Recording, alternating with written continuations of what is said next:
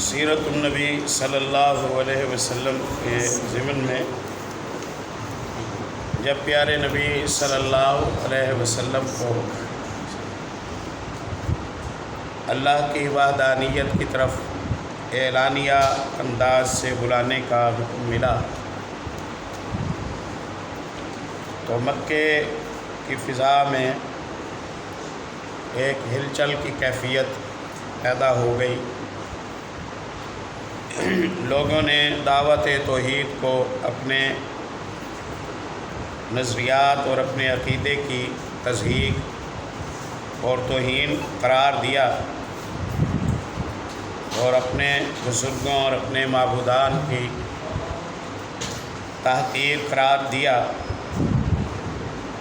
ابتداً کچھ میل جول کی کوشش کی گئی، دھمکایا ڈرایا گیا۔ جب یہ ذریعہ کارگر نہ ہوا تو پھر ہنسی مذاق، اعتراضات، شکوک و شبہات کے ذریعے اہل اسلام کو دل برداشتہ اور مایوس کرنے کی کوشش کی گئی۔ ہماری بات رکی تھی صفحہ نمبر 120 پر۔ مصنف کہتے ہیں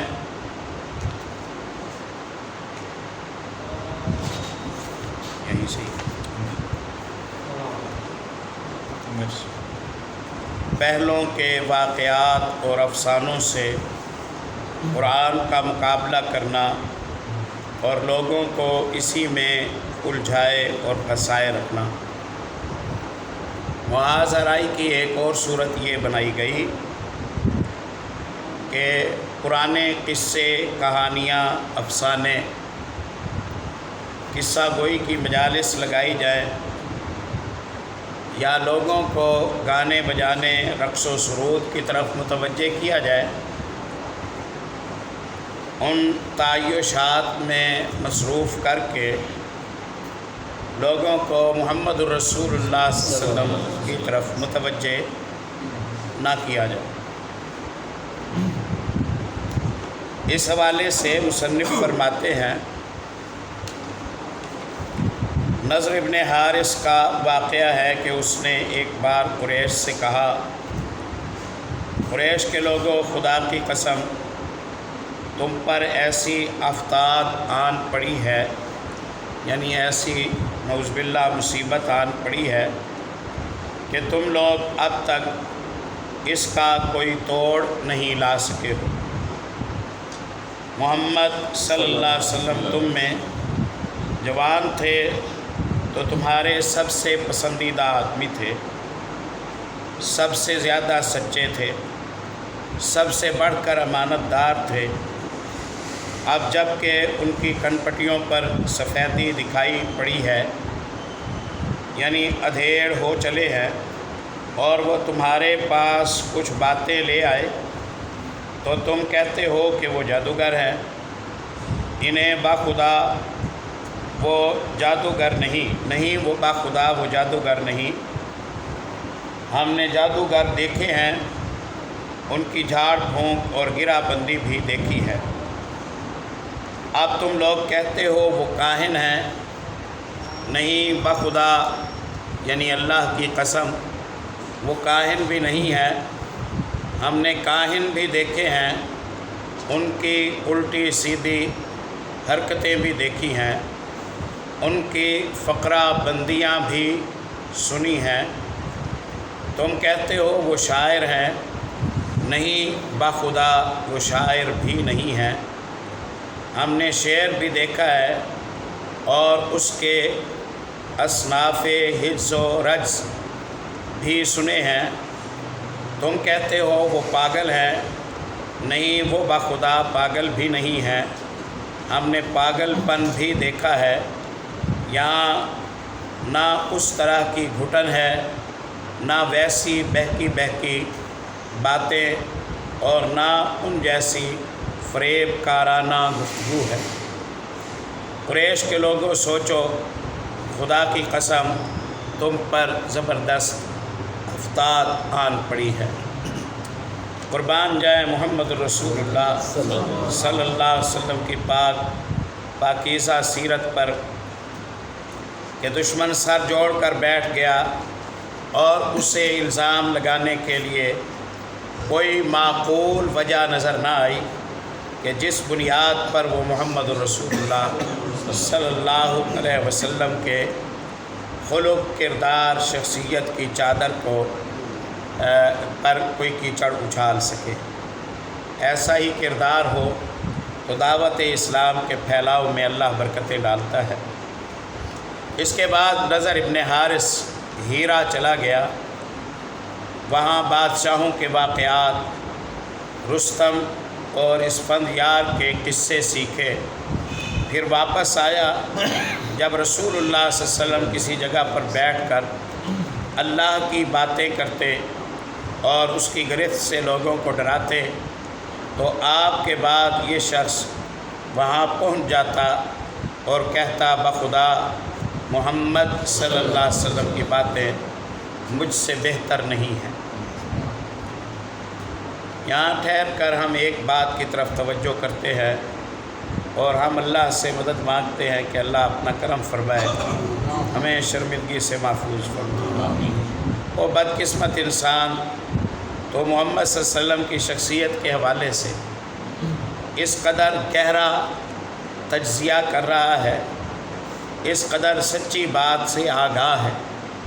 آپ کے خلق، آپ کی متانت، آپ کی دیانت، آپ کی سچائی، آپ صلی اللہ علیہ وسلم کے صحت مندانہ معاملات کے حوالے سے تو قوم کے درمیان گواہی دے رہا ہے، اور قوم جو اعتراض کرتی ہے وہ کہتا ہے یہ اعتراض محمد صلی اللہ علیہ وسلم کے لیے کہ حق میں ٹھیک نہیں ہے، پھر بھی تو دشمنی کے لیے جاتا ہے۔ ایک بات سمجھیں کہ معلومات کی کثرت ہدایت نہیں ہے، پہچان ہدایت نہیں ہے، ماننا ہدایت، توفیق پانا ہدایت ہے، سر جھکا لینا ہدایت ہے، انعامات دینا ہدایت ہے، فرما برداری کی راہ کو اپنانا یہ ہدایت ہے۔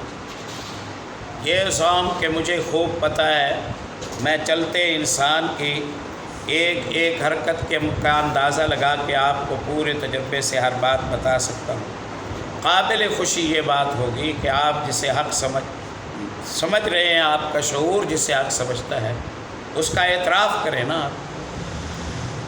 کہتا یہ باتیں ہیں ولید ابن مغیرہ کی، ہم نے پچھلے سبق میں پڑھا، یہی باتیں اس نے کہی تھی۔ پھر اس نے کیا کیا؟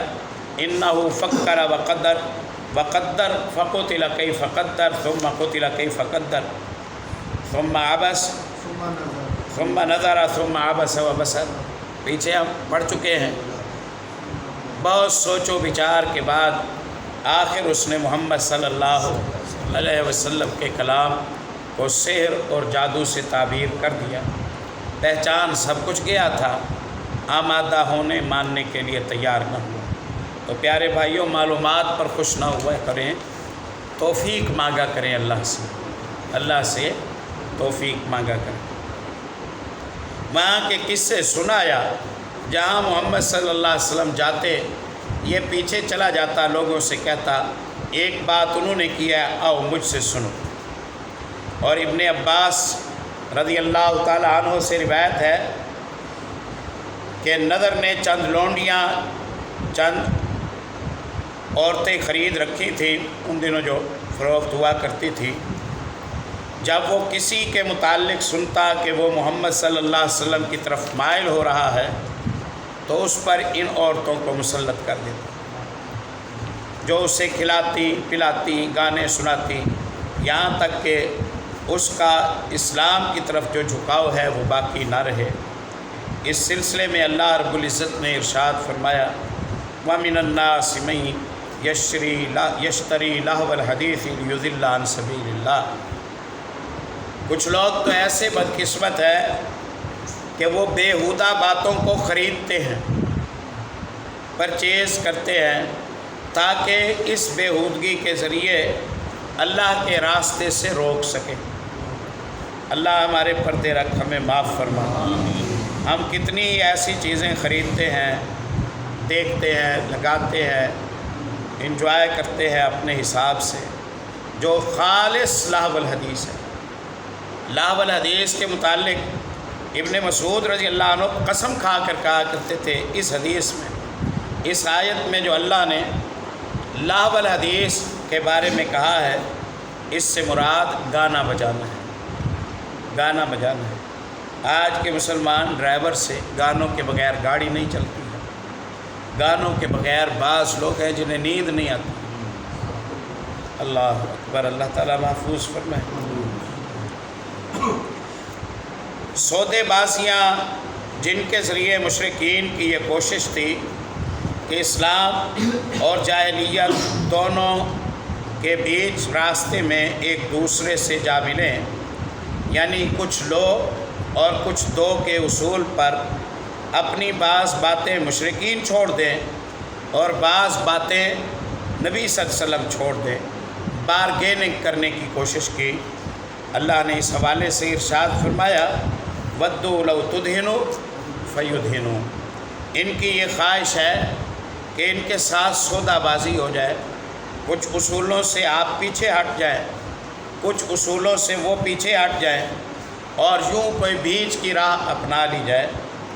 اس کے جواب میں اللہ رب العزت نے فرمایا قُلْ يَا أَيُّهَا الْكَافِرُونَ لَا أَعْبُدُ مَا تَعْبُدُونَ وَلَا أَنْتُمْ عَابِدُونَ مَا أَعْبُدُ وَلَا أَنَا عَابِدٌ مَا عَبَدتُّمْ، تم جن کی عبادت کرتے ہو میں ان کی عبادت سے صاف انکار کرتا ہوں، اور میں جس ذات کی عبادت کرتا ہوں تم اس کی عبادت سے صاف انکار کرتے ہو، اور جن کی تم عبادت کرتے ہو میں ان کی عبادت سے انکار کرتا ہوں۔ تمہارا دین تمہارے ساتھ، میرا دین میرا ساتھ، تمہارا مجھ پر جبر نہیں، میرا تم پر جبر نہیں ہے۔ نہ میں نے تعلیمات خود بنائی ہیں، نہ اپنی مرضی سے شروع کی ہیں، نہ اپنی مرضی سے میں انہیں تبدیل کرنے کا مجاز ہوں۔ قُلْ مَا يَكُونُ لِي أَنْ أُبَدِّلَهُ مِنْ تِلْقَاءِ نَفْسِي، انہوں نے کہا فلاں فلاں فلاں فلاں چیزیں چھوڑ دیں، باقی باتیں آپ کی ٹھیک ہیں، ہم مان لیتے ہیں۔ ان سے کہیے مَا يَكُونُ لِي أَنْ أُبَدِّلَهُ مِنْ تِلْقَاءِ نَفْسِي، میں اپنی مرضی سے کوئی شے تبدیل نہیں کر سکتا۔ اور اللہ رب العزت ارشاد فرماتے ہیں وَلَوْ تَقَبَّلَ عَلَيْنَا بَعْضَ الْأَقَاوِيلِ لَأَخَذْنَا مِنْهُ بِالْيَمِينِ ثُمَّ لَقَطَعْنَا مِنْهُ الْوَتِينَ، ہم نے کسی کو اس بات کا مجاز نہیں رکھا حتیٰ کہ محمد صلی اللہ علیہ وسلم کو اس بات کا اختیار نہیں دیا تھا کہ کچھ باتیں اپنی طرف سے کہیں اور ہمارے متعلق لگا دیں۔ اگر ایسا ہوتا تو لَأَخَذْنَا مِنْهُ بِالْيَمِينِ، ہم دائیں ہاتھ سے پکڑتے، ثُمَّ لَقَطَعْنَا مِنْهُ الْجَبِينَ، اور ہم مِنْهُ الْوَتِينَ، اور ہم رگِ جان ہی کاٹ چھوڑتے۔ بھلا کسی کی کیا جرت کہ وہ اللہ کے متعلق خود سے کچھ کہے۔ تو صاف انکار کیا گیا کہ نہ ہم اپنی مرضی سے کچھ بیان کرتے ہیں، نہ اس میں ہمارا چناؤ ہے، یہ تو تنزیل من رب العالمین، اللہ کی طرف سے اتارا گیا کلام ہے جو ہم اللہ کا پیغام آپ تک پہنچا دیتے ہیں۔ چنانچہ ابن جریر اور طبرانی کی ایک روایت میں ہے کہ مشرکین نے رسول اللہ صلی اللہ علیہ وسلم کو یہ تجویز پیش کی کہ ایک سال آپ ان کے معبودوں کی پوجا کریں اور ایک سال وہ آپ کے رب کی عبادت کیا کریں گے۔ عبد ابن حمید کی ایک روایت اس طرح ہے کہ مشرکین نے کہا اگر آپ ہمارے معبودوں کو قبول کر لیں تو ہم بھی آپ کے خدا کی عبادت کر لیں گے۔ ابن اسحاق کا بیان ہے رسول اللہ صلی اللہ علیہ وسلم خانہ کعبہ کا طواف کر رہے تھے کہ اسود بن مطلب بن اسد بن عبد العزیٰ، ولید بن مغیرہ، امیہ بن خلف، عاص بن وائل سامی آپ کے سامنے آئے۔ یہ سب اپنی قوم کے بڑے بڑے لوگ تھے۔ بولے اے محمد صلی اللہ علیہ وسلم، آؤ جسے تم پوجتے ہو اسے ہم بھی پوجیں، اور جسے ہم پوجتے ہیں اسے تم بھی پوجو۔ اس طرح ہم اور تم اس کام میں مشترک ہو جائیں گے۔ اب اگر تمہارا معبود ہمارے معبود سے بہتر ہے تو ہم اس سے اپنا حصہ حاصل کر چکے ہوں گے، اور اگر ہمارا معبود تمہارے معبود سے بہتر ہے تو تم اس سے اپنا حصہ حاصل کر چکے ہوگے۔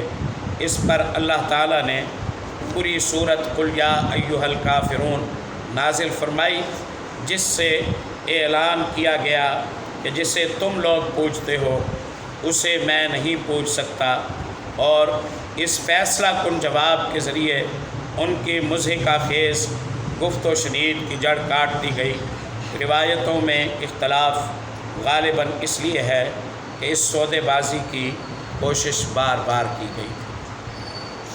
ایک بات یہاں منہجی نقطہ نظر سے سمجھتے ہیں، آج جب عقیدہ توحید یا اتباع سنت کے حوالے سے کچھ زور دیا جاتا ہے تو ہمارے بعض محترمین اور صلح پسند لوگوں کو یوں لگتا ہے کہ اگر ان موضوعات کو چھوڑ دیا جاتا تو پھوٹ کی صورت نہ بنتی، اس لیے کوئی ایسی صورت بناؤ عقیدہ توحید پر بات نہ ہو، اتباع سنت پر بات نہ ہو، شرک کی تردید نہ ہو، بدعات کی تردید نہ ہو، کچھ نرمی سی دکھا دو تاکہ میل جول برقرار اور باقی رہے۔ پیارے بھائی، نبوی منہج اس کے مطابق نہیں ہے۔ آپ دیکھیے اور آگے دیکھتے چلے جائیں گے آپ، پیارے نبی صلی اللہ علیہ وسلم کی دعوت یہی رہی، اشہد ان لا الہ الا اللہ وان محمدً عبدہ ورسولہ، دعوت آپ کی یہی رہی۔ اس بنیاد پر آپ صلی اللہ علیہ وسلم نے کوئی کمپرومائز نہیں، طریقے آپ نے بدلے، اب خفیہ دعوت ہے، اب اعلانیہ دعوت ہے، اب مخصوص لوگوں کو دعوت ہے، اب پورے مجمع کو دعوت ہے، اب زبان کے ذریعے دعوت ہے، اب ہاتھ کے ذریعے دعوت ہے، اب خاموشی کے ذریعے دعوت ہے، سٹائل چینج کیے، اب اس علاقے میں دعوت ہے، اب طائف میں دعوت ہے، اب مدینہ نبویہ چلے گئے، آپ صلی اللہ علیہ وسلم طرق بدلتے گئے، کیفیتیں حیتیں بدلتے گئے، میٹر ایک رکھا۔ یقیناً قابل اصلاح ہے ان احباب کا یہ عمل کہ وہ لوگوں کو ملا جلا کر چلانے کے لیے شرک کو یا شرکیہ رسومات کو یا بدعت کو یا بدعی طریقوں کو اپنا لیں کہ چلو اس ذریعے سے لوگ قریب آ جائیں۔ آپ جس شرک سے، جن خرافات سے، جس دلدل سے انہیں بچانا چاہتے تھے، اس میں پاؤں رکھ کر آپ انہیں تسلی دے کر راضی کر کے آپ اس دلدل سے اسے کیسے بچائیں؟ آپ کا موقف کلیئر ہونا چاہیے، آپ کی بات کلیئر اور واضح ہونی چاہیے۔ اللہ تعالیٰ آپ کی بات میں برکت ڈالنے والا ہے، نتائج اللہ کو سونپے۔ عقیدہ وحدانیت پر کوئی کسی قسم کا کمپرومائز کرنے کی ضرورت نہیں ہے۔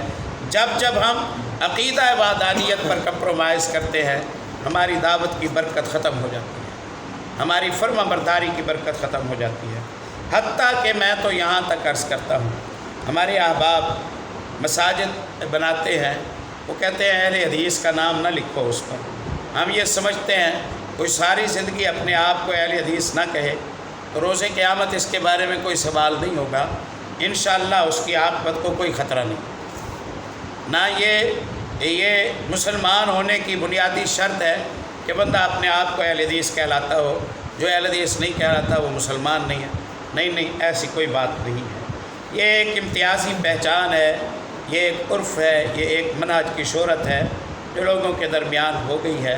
بہرحال یہ بری شہرت بھی نہیں ہے، سلف صالحین، صحابہ و تابعین سے اس کے مثالیں ملتی ہیں۔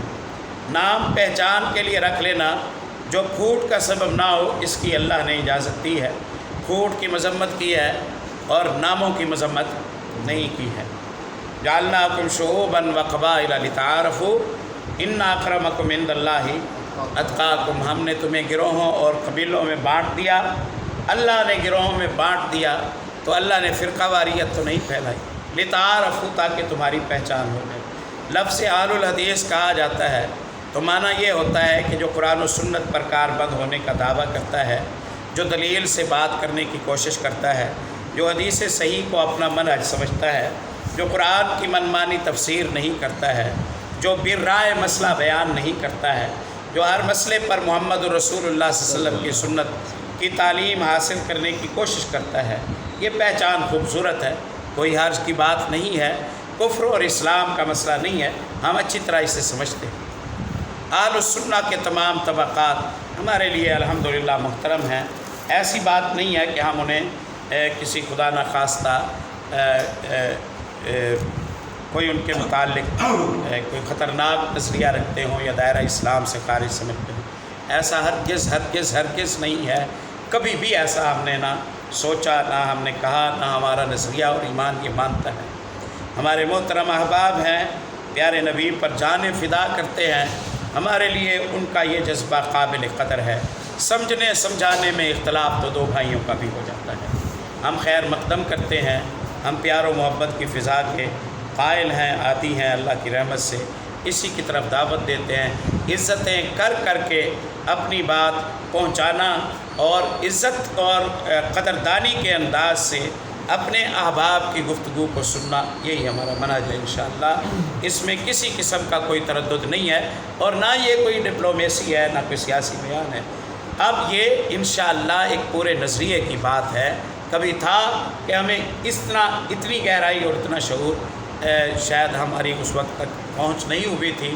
اب جب ہم کٹی پھٹی امت محمد صلی اللہ علیہ وسلم کو دیکھتے ہیں تو ہمیں امت محمد صلی اللہ علیہ وسلم کے گناہ گار، فاسق و فاجر لوگ بھی، گناہوں میں لت پت لوگ بھی ہمیں دنیا کے عیسائیوں، یہودیوں، نصرانیوں سے لاکھوں درجے زیادہ اچھے لگتے ہیں کہ ہمارے اللہ کا نام لیتے ہیں، پیارے نبی صلی اللہ علیہ وسلم کی رسالت کو مانتے ہیں۔ ہمیں یہ اچھے لگتے ہیں ان مثقف مہذب لوگوں جو آج کل اپنے آپ کو مہذب و مثقف کہتے ہیں، ان کی نسبت جو ہمارے رب کو نہیں مانتے، یہ اپنی جگہ پر ہے بات۔ لیکن ہم صاف کہتے ہیں کہ مسجد اہل حدیثوں کی بناتے ہو نا، لکھ دو کہ اہل حدیث کی مسجد ہے۔ یہ اس لیے نہیں کہ بھئی یہاں اہل السنہ کے باقی طبقات کا آنا منع ہے، یہ اس لیے نہیں۔ میڈیکل سٹور والا لکھ دیتا ہے میڈیکل سٹور ہے یہ، تاکہ سبزی لینے والا یہاں نہ آئے، اور سبزی والا لکھ دیتا ہے کہ یہ سبزی فروش کی دکان ہے تاکہ دوائی لینے والا یہاں نہ آئے۔ یہ تو وَجَعَلْنَاكُمْ شُعُوبًا وَقَبَائِلَ لِتَعَارَفُوا، یہ تعارف کے لیے ہے، پہچان کے لیے ہے۔ کوئی تلاش کر رہا ہے تو وہ کسی مغالطے میں نہ رہے۔ وہ بھائی اگر اہل السنہ کے کسی طبقے کی مسجد میں جانا چاہتا ہے تو بسم اللہ، وہ تشریف لے جائے، وہ بھی ہمارے پیارے بھائی ہیں، کوئی حرج کی بات نہیں ہے۔ ہم اپنی پہچان کو چھپاتے نہیں ہیں۔ سوتا کھوٹا بیچتے ہوں تو پہچان کو چھپا کر کوئی 2 نمبری مہر لگا کر ہم اسے بیچیں۔ ہم جب سودا کھوٹا ہی نہیں بیچتے تو اپنی پہچان کو اجاگر کر دیں، اپنی پہچان کو اجاگر کر دیں۔ اس سے انشاءاللہ قوم الحمدللہ شعور مند ہے، پڑھی لکھی ہے۔ ہمارے احباب میں، ہمارے نمازیوں میں، ہمارے پیچھے جمعہ پڑھنے والوں میں الحمدللہ 70% سے زیادہ احباب ہمارے اہل السنت کے دیگر طبقات سے ہوتے ہیں۔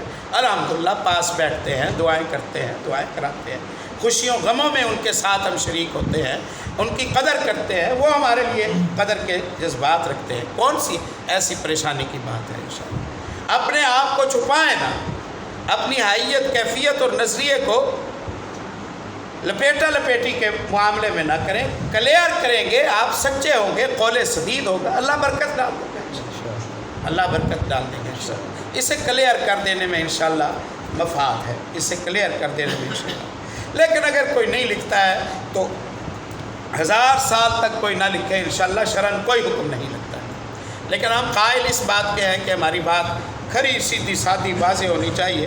اس کری بات کا یہ تقاضا ہے کہ مغالطہ بالکل بھی نہ کیا، بجائے اس کے کہ آپ تاثر دیں کہ آپ فلاں طبقے سے تعلق رکھتے ہیں، بندہ آئے آپ کا خطبہ سنے، خطبہ سننے کے بعد وہ بھاگ جائے اور وہ کہے کہ یہ تو فلاں گستاخوں کا طبقہ ہے، اور پھر وہ زیادہ متنفر ہو۔ نہیں، آپ اسے بتا کر کے بھئی ہم یہ نقطہ نظر رکھتے ہیں، آپ تشریف لائیے، بسم اللہ، سارے مسلمانوں کے لیے یہ اللہ کے گھر کھولیں، انشاءاللہ کوئی روک ٹوک نہیں ہے، انشاءاللہ کوئی پھوٹ نہیں پڑتی۔ جو سمجھ آئی وہ نیک نیتی کے ساتھ آپ کے سامنے رکھا ہے۔ انشاءاللہ مسجدیں بنائیں اور کلیئر کریں اپنے آپ کو کہ آپ کون ہیں، آپ کا کیا نقطہ نظر ہے۔ اس سے ذرا بھی انشاءاللہ کوئی فرق نہیں پڑتا۔ جس نے نام سن کر ہی الگ ہو جانا ہے نا، وہ اگر آپ نام نہیں لکھیں گے تو اندر آ کے الگ ہو جائے، بتا کر معاملہ کریں گے، آپ کا قد بڑھ جائے گا، آپ کا احترام بڑھ جائے گا۔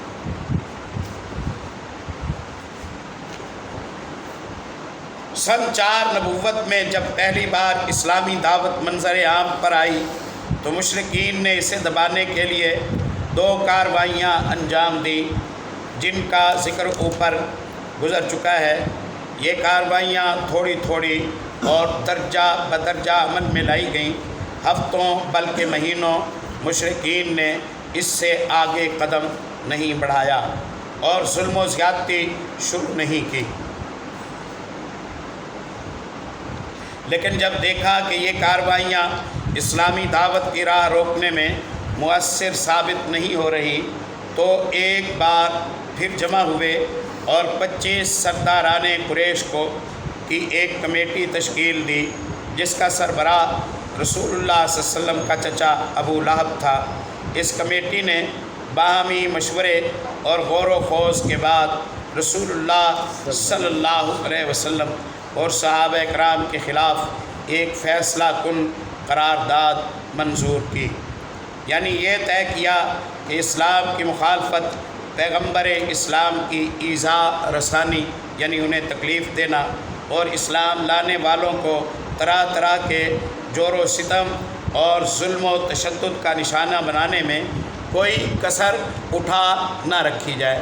گویا اس مجلس مشاورت میں یہ طے ہوا کہ اب آہنی ہاتھ استعمال کرو، زبانی کلامی باتیں کام نہیں کر رہی ہیں، اب سختی کرو۔ مشرکین نے یہ قرارداد طے کر کے اسے روح با عمل لانے کا عزم مصمم کر لیا، یعنی اسے اپنانے کا پختہ ارادہ کر لیا۔ مسلمانوں اور خصوصاً کمزور مسلمانوں کے اعتبار سے تو یہ کام بہت آسان تھا، لیکن رسول اللہ کے لحاظ سے صلی اللہ علیہ وسلم یہ بڑی مشکلات تھی۔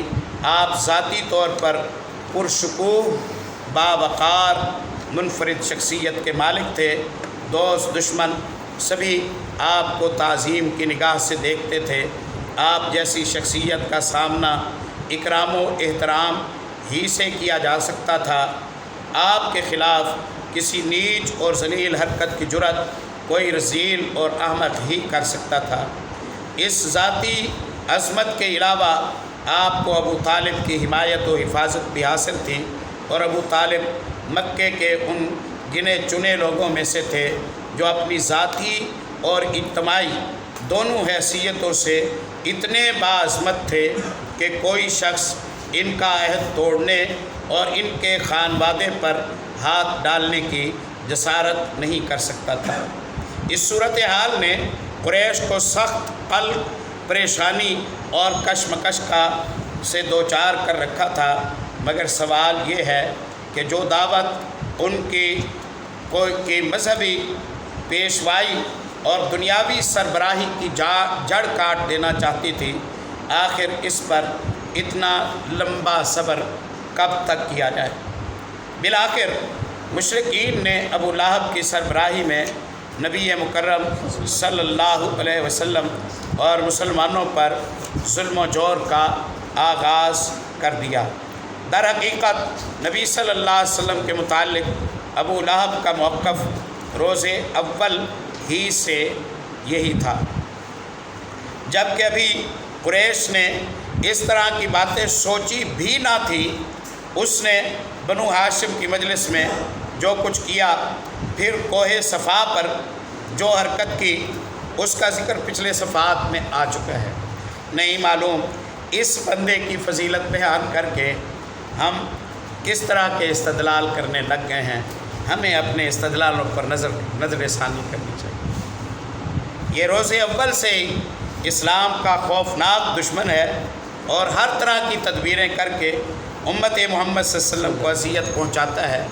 اسے بھلا اس کی کون سی نیکی ہے جو بچا سکے گی، جس نے محمد رسول اللہ صلی اللہ علیہ وسلم کو مکے میں سب سے زیادہ اذیتیں دیں۔ بعض روایات میں یہ بھی مذکور ہے کہ اسی نے کوہ صفا پر نبی صلی اللہ علیہ وسلم کو مارنے کے لیے ایک پتھر بھی اٹھایا تھا۔ بعثت سے پہلے ابو لہب نے اپنے 2 بیٹوں عتبہ اور عتیبہ سے اپنے 2 بیٹوں عتبہ اور عتیبہ کی شادی نبی صلی اللہ علیہ وسلم کی 2 صاحبزادیوں رقیہ اور ام کلثوم رضی اللہ عنہما سے کی تھی۔ ابھی رخصتی نہیں ہوئی تھی، لیکن بعثت کے بعد اس نے نہایت سختی اور درستی سے ان دونوں کو طلاق دلوا دی۔ اس طرح جب نبی صلی اللہ علیہ وسلم کے دونوں دوسرے صاحبزادے عبداللہ کا انتقال ہوا تو ابو لہب کو اس قدر خوشی ہوئی کہ وہ دوڑتا ہوا اپنے رفقا کے پاس آیا اور انہیں یہ خوشخبری سنائی کہ محمد صلی اللہ علیہ وسلم ابتر ہیں، نعوذ باللہ، نسل بریدہ ہیں، آپ کی جڑ نعوذ باللہ کٹ گئی ہے، آگے نسل نہیں چل رہی، اولاد فوت ہو گئی ہے۔ اللہ نے اس کا جواب دیا، انا اعطیناک الکوثر، ہم نے آپ کو کوثر نصیب کی، فصلی لربک وانحر، آپ اللہ کی رضا کے لیے نمازیں بھی پڑھیں، قربانیاں بھی کریں، ان شانیک هو الابتر، بے شک جو جڑ کٹی جانے والی ہے جس کی وہ آپ کے دشمن کی ہے، ان شانیک هو الابتر، آپ کا دشمن ہی ہے جس کی جڑ کٹ جانی ہے، آپ کی جڑ کو ہم نے پائیدار، مستحکم اور مضبوط رکھا ہے۔ سبحان اللہ۔